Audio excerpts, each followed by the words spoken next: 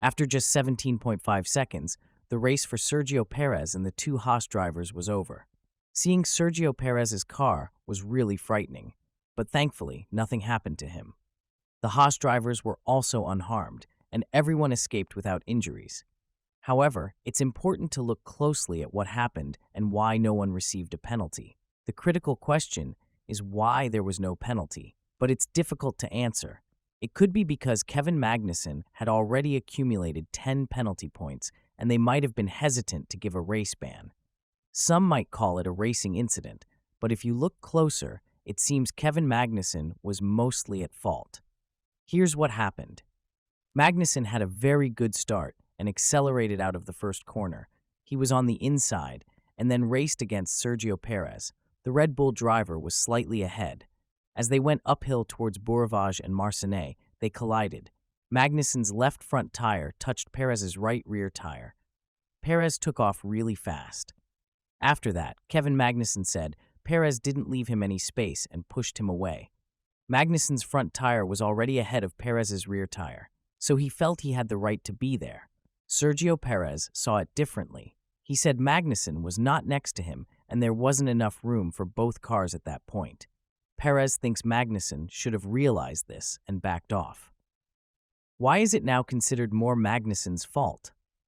The track has a strange shape in those turns, especially at Bourrivage, which is more like a straight road with a small bend. This small bend caused the trouble. Perez didn't move over. It was just the nature of the track.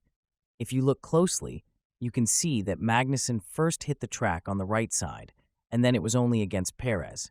So, Magnussen probably should have backed out. He didn't have a real chance against Perez in the Red Bull anyway.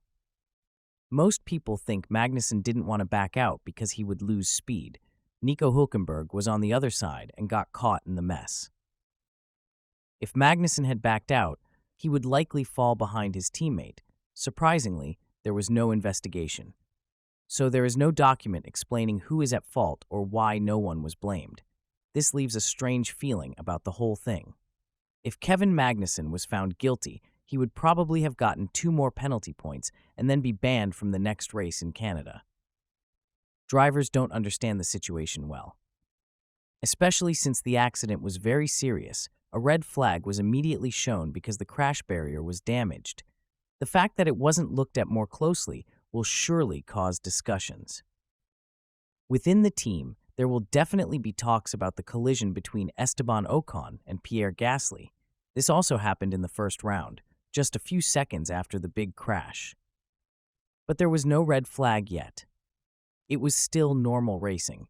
In the last corner before the tunnel, Esteban Ocon and Pierre Gasly collided. Ocon made an overambitious move. He went on the inside even though there was no space, and he did this against his own teammate. As a result, Ocon's car was thrown high into the air. When it landed back on the track, the gearbox and suspension broke. Ocon later said he was glad the suspension broke because it lessened the impact on his back. However, his race was over because the damage was too severe to fix. Even with the red flag, Pierre Gasly, on the other hand, was okay and continued the race. He even earned his first point of the Formula One season. Alpine, their team, was understandably upset.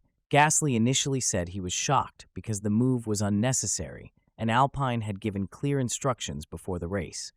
Clear instructions mean you don't attack your teammate. It was said that whoever qualifies in front should not be attacked by their teammate. Esteban Ocon initially seemed calm during his first interviews. Later, he posted an apology on Instagram, admitting that it was his fault. But why the change of heart? He talked to the team manager, Bruno Famin, who spoke strongly to the media and said he would take serious actions. This was a clear statement from the Alpine team manager. Maybe he made such a strong statement because there are rumors that Esteban Ocon might leave the team and has already signed with another team. This could make it easier to be straightforward. The race stewards reviewed the incident and, unlike the other accident, said that Esteban Ocon was solely to blame. He received a 10-second penalty. Since he couldn't finish the race, this penalty was changed into a 5-place grid penalty for the next race in Canada.